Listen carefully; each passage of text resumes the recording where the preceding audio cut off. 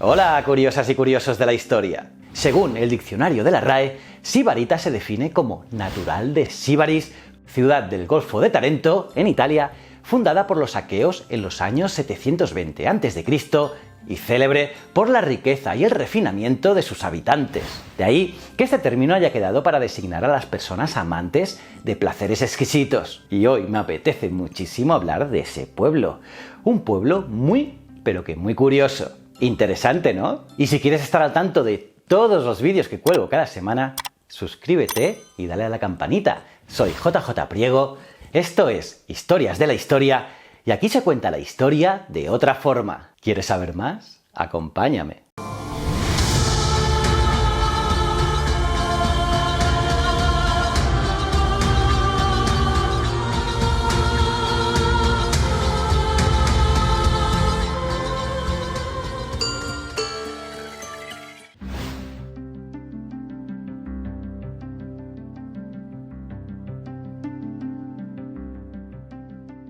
En el transcurso de los siglos VII y VI a.C., formando parte de una coalición con Crotona y Metaponto, los sibaritas destruyeron Siris y ocuparon el fecundo territorio entre los valles del Lagri y del Sini, una vasta y fértil llanura costera en el norte de Calabria. Los sibaritas prosperaron rápidamente gracias a la agricultura y el comercio, y crecieron enormemente en número gracias a su política de admisión de extranjeros.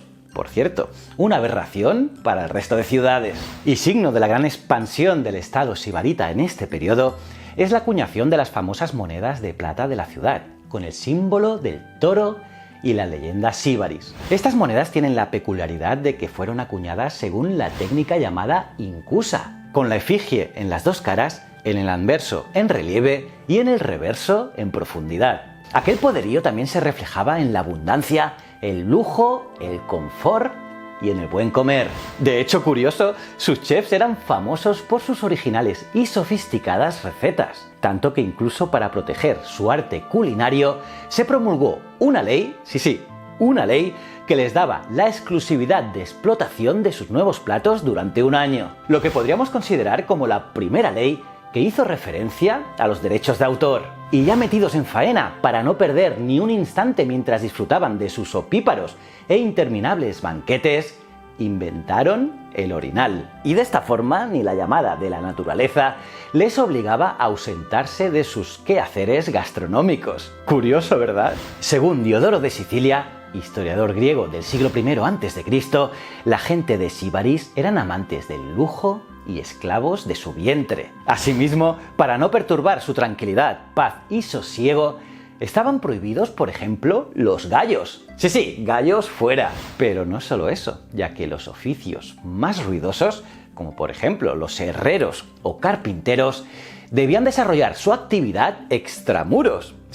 Fuera de la ciudad. Alucina mandarinas. Y tan llenos estaban estos pijos de la antigüedad de sí mismos que los sibaritas se jactaban de haber envejecido sin atravesar los puentes sobre sus ríos fronterizos. Es más, se decía que un sibarita que había viajado hasta Esparta y había presenciado una batalla comentó, mofándose de su modo de vida espartano, y dijo lo siguiente: no es de extrañar que los espartanos sean los hombres más valientes del mundo, porque cualquiera en su sano juicio preferiría morir 1000 veces antes que vivir de forma tan austera. Por cierto, ¿os acordáis de la sopa negra espartana? Pues aquí arriba os dejo el vídeo donde hablo sobre ella, que es la sopa más asquerosa de la historia. Pues bien, los sibaritas también eran famosos por ser unos excelentes jinetes y expertos domadores de caballos. No susurrando, no, sino con la música. Y es que su caballería era digna de la mejor escuela de arte ecuestre y podían desplazarse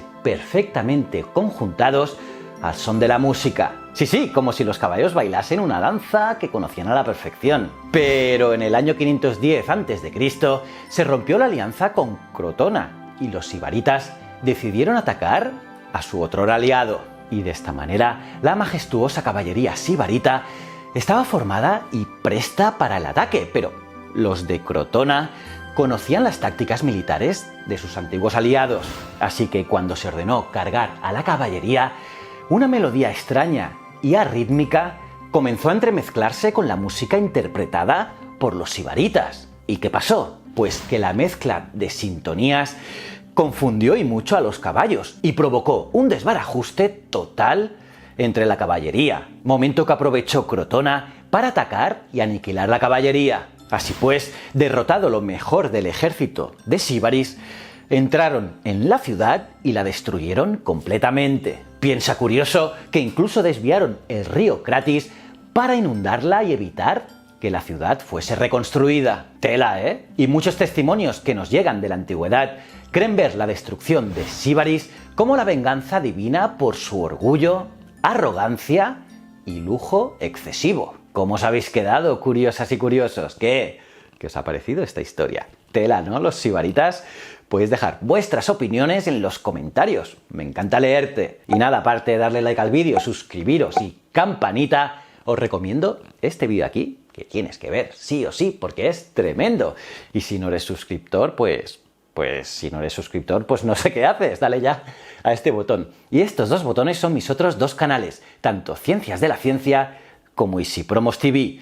Y recuerda, el conocimiento es un requisito esencial para la supervivencia. Muchísimas gracias.